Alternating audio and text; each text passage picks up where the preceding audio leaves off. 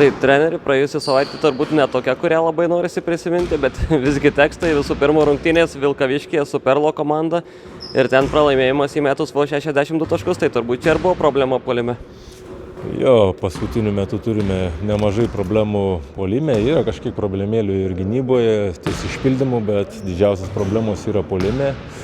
Ir nuovargyje turime problemų su traumuotais žaidėjais ir taip reikia atsistatyti, tvarkytis toliau. Turbūt sunkiausias ir klampiausias buvo antras kėlinys ir ten užklimpo abi komandos ir jūs ir varžovai 8-7. Toks retas atvejis, kai nei viena komanda net 10 taškų nepermeta, tai kaip jūsų akim atrodė tas antras kėlinys? Taip ir atrodė, kad silpnokai 7 taškai tai yra baisu, daug pramestų iš po krepšio metimų, kaip ir planą tokį kaip ir įsivykdėme kažkiek, tenais užatakavom, kur reikėjo. Čia akcentuočiau tą tokį prametimus, tos gal kažkokie fizinis krūvis per didelis ir visa kita, tai kai kuriems neformoje yra žmonės, tai reikia laukti, žiūrėti, o bendras tas rungtynių rezultatas ir atspindi, paskui 62 taškai yra įmetami iš to. Tada keliauti į Jurbarką, atrodė, kad ten pavyksta nuotaiką pasitaisyti, rungtynių pradžia solidi, bet paskui vėl duobė, tai kas lėmė tą įkritimą į duobę ir paskui jau neišlipimą iš jos?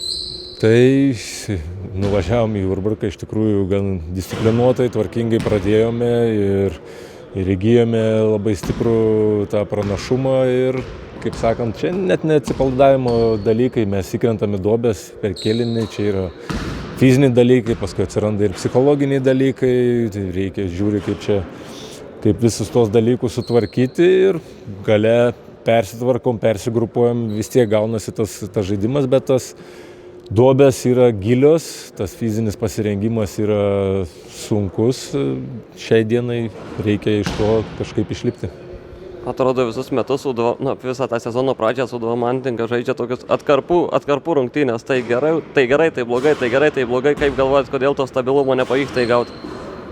Yra įvairiausių priežasčių, kurias analizuojam. Iš tikrųjų sunki buvo pasiruošimo fazė, iš tikrųjų ir sunkiai einam į tą sezono pradžią. Yra traumuotų žaidėjų.